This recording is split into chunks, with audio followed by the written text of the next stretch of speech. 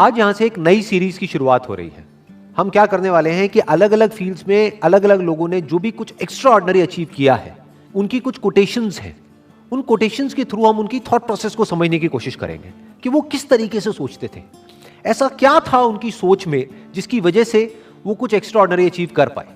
तो आज शुरुआत होने वाली है एल्बर्ट आइंस्टाइन से। लेकिन अगर आप लोग जो मुझे अभी वीडियो में देख रहे हैं, आप चाहते हैं कि कोई पर्टिकुलर पर्सन है जिनकी कोटेशंस की हम डेप्थ में जाएं और उनकी थॉट प्रोसेस को समझने की कोशिश करें, तो आप नीचे कमेंट सेक्शन में बता सकते हैं और मेरे आने वाले सेशंस में मैं एक एक करके उनको कवर करता चला जाऊंगा। तो जो पहली कोटेशन है एल्बर्ट आइंस्टाइन की, वो है everybody is a genius, but if you जज a fish by its ability to climb a tree, it will live its whole life believing that it is stupid. बड़ी पावरफुल स्टेटमेंट है ये, इसको ध्यान से समझने की कोशिश करते हैं कि अगर कोई और उस फिश को जज करे तो कोई प्रॉब्लम नहीं है, तो इसका मतलब वो बेवकूफ है। यानी कि अगर दुनिया आपको जज करे तो कोई प्रॉब्लम नहीं है, इसका मतलब दुनिया बेवकूफ है। बट अगर वो मछली खुद अपने आप को जज करने लग जाए इस बेस पे कि देखो मैं पेड़ पर नहीं चढ़ सकती तो मैं बेवकूफ हूं, तो वो बेवकूफ है। हर एक की कोई ना कोई एबिलिटी होती है।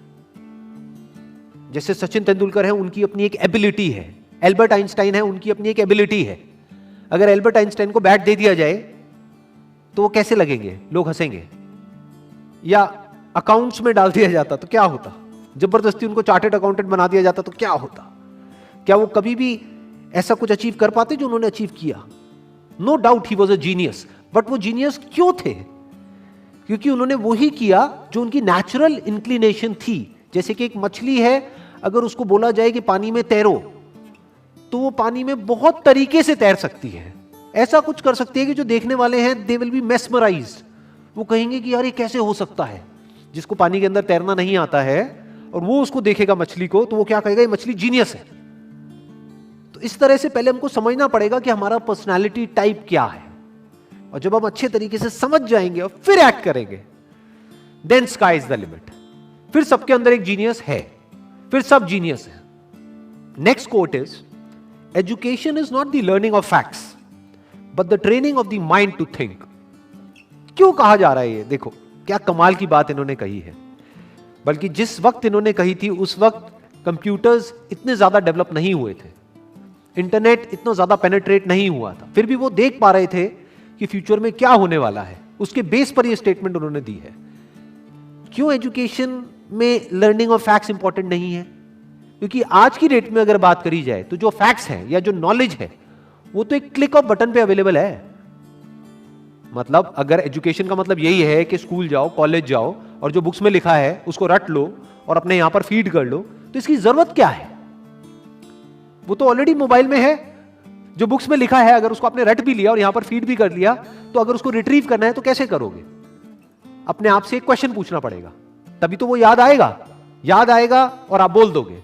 बट यही काम अब अगर क्वेश्चन पूछ करके ही आंसर आना है, तो वो क्वेश्चन तो आप यहां पर भी पूछ सकते हो मोबाइल में। आप इससे पूछोगे, हाँ भैया बताओ ये क्या है, वो क्या है, इस क्वेश्चन का आंसर क्या है, तो ये मोबाइल ही दे देगा ना आपको आंसर। और जितनी मेमोरी इसके अंदर फीडेड है, जितनी नॉलेज एक मोबाइल के अंदर फीडेड है, जितनी नॉलेज गूगल में फीडेड है, क्या उतनी नॉलेज हम अपनी ब्रेन में फीड कर सकते हैं? तो हमारी ब्रेन, अगर हम एजुकेशन को सिर्फ इतना ही समझते हैं कि एजुकेशन का मतलब कि फैक्ट्स को यहां पर फीड कर दिया जाए, तो हमारी ब्रेन इससे बहुत पीछे ही रहेगी, चाहे हम जितना मर्जी डेवलप कर लें। तो वो एजुकेशन किसी काम की नहीं है। तो व्हाट इज रियल एजुकेशन, ये समझना बहुत जरूरी है। क्योंकि अगर हम इसको नहीं समझते तो हम ऐसे लोग अपने एजुकेशन सिस्टम से निकालेंगे जिनके अंदर फीडेड तो बहुत कुछ होगा, बट उनको यही नहीं पता होगा कि सोचते कैसे हैं। यहां पर दो बातें करी जा रही है। एक है education is not the learning of facts. Number one, learning of facts important क्यों नहीं है? Education is not the learning of facts. Why learning of facts is not that important? Because all the facts, all the knowledge, all the information is already available on the internet. अगर उसको यहीं पे store करने का नाम education है तो ये तो किसी काम की नहीं है। वो तो ऑलरेडी स्टोर्ड है आपके मोबाइल में। जब यहां पे स्टोर्ड है तो यहां पर क्यों स्टोर कर रहे हो दोबारा से? As simple as that, number one. Number two, but the training of the mind to think, कि बच्चों को यह सिखाया जाए कि सोचते कैसे हैं और सोचना क्यों जरूरी है, क्योंकि लाइफ में जो भी प्रॉब्लम्स है, जैसी भी प्रॉब्लम्स हैं, उसका सॉल्यूशन कैसे निकलता है? सोच करके निकलता है। मेमोरी से नहीं निकलता है, गूगल से नहीं निकलता है, फैक्ट से नहीं निकलता है, नॉलेज से नहीं निकलता है, उस नॉलेज को यूज कैसे करना है उससे निकलता है। अगर मेमोरी से या बुक्स से सॉल्यूशन निकलता तब तो कोई प्रॉब्लम ही नहीं थी। किसी को पैसा कमाना है, इतनी सारी बुक्स हैं, पढ़ लो, निकल गया सॉल्यूशन। उससे नहीं निकलता है। इंफॉर्मेशन से सॉल्यूशन नहीं निकलता है, उस इंफॉर्मेशन को यूज किस तरीके से करना है उससे सॉल्यूशन निकलता है। जिस सवाल का जवाब गूगल नहीं दे सकता है, उस सवाल का जवाब अगर आप दे सको, सोच करके उस प्रॉब्लम का भी सॉल्यूशन निकाल सको जो गूगल नहीं निकाल सकता है, तो कहेंगे कि आप इंटेलिजेंट हो। यह इंटेलिजेंस डेवलप करने का काम होना चाहिए एजुकेशन सिस्टम का। This is real education. Next quote is, the true sign of intelligence is not knowledge but imagination. Knowledge के बेस पे जो पास्ट में हो चुका है उसको हम रिपीट तो कर सकते हैं, लेकिन कुछ भी नया क्रिएट नहीं कर सकते जब तक कि इमेजिनेशन ना हो। यानी पहले हम कुछ इमेजिन करें, फिर नॉलेज को यूज करें तो ठीक है, बट अगर सिर्फ नॉलेज के बेस पर हम सोचें कि कुछ भी नया डिस्कवर हो सकता है, इम्पॉसिबल। नॉलेज के बेस पर हम गोल गोल गोल गोल एक पैटर्न में घूम सकते हैं कि जो हो चुका है उसको रिपीट कर सकते हैं। फॉर एग्जाम्पल, यहां पर एक बल्ब है, तो इस बल्ब को बनाने की एक नॉलेज है हमारे पास में, तो उस नॉलेज से क्या हो सकता है, और बल्ब्स बन सकते हैं, एक फैक्ट्री बन सकती है, उस फैक्ट्री में और बल्ब्स को प्रोड्यूस किया जा सकता है। और एक ऐसा भी टाइम था जब कोई बल्ब नहीं था, देयर वाज नो बल्ब। तो बल्ब कहां से आया? क्या नॉलेज से आया? जो भी ह्यूमैनिटी की नॉलेज थी हजारों साल की, क्या वहां से आया वो बल्ब? बल्ब कहां से आया? इमेजिनेशन से आया।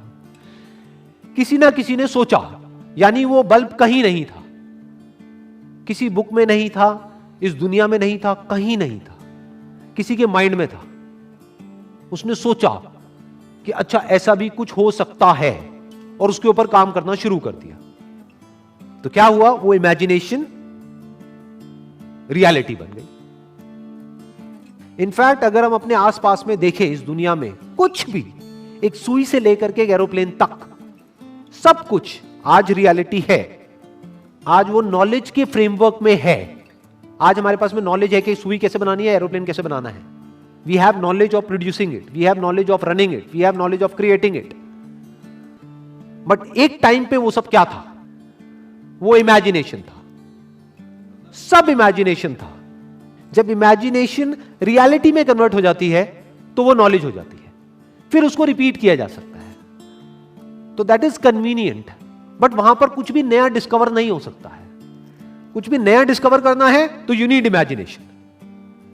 जैसे एक तरफ से व्हील डिस्कवर हो गया, एक तरफ से लगेज डिस्कवर हो गया, अब यहां पर इमेजिनेशन की जरूरत है। क्या लगेज उठाने में दिक्कत आ रही है? व्हील है, व्हील लेकिन बड़ा है, तो अगर इस व्हील को छोटा कर दिया जाए और उस लगेज के नीचे फिट कर दिया जाए तो क्या होगा? ये इमेजिनेशन है। This is the difference between imagination and reality. यानी कि अगर इसको हम अपनी लाइफ से रिलेट करें तो जो भी हमारी जो करंट सिचुएशन है या जो भी कुछ आज तक हमारे साथ में हुआ है, वो सब क्या है? नॉलेज है, फैक्ट्स है। हो सकता है वो फैक्ट्स या जो हमारी रियलिटी है वो ये कह रही है कि हम लाइफ में कुछ कर ही नहीं सकते, बट इमेजिनेशन यहां पर क्या कर सकती है? इमेजिनेशन यहां पर अगर हमारे अंदर है तो हम इमेजिन कर सकते हैं कि फ्यूचर में इस रियलिटी को बदला जा सकता है।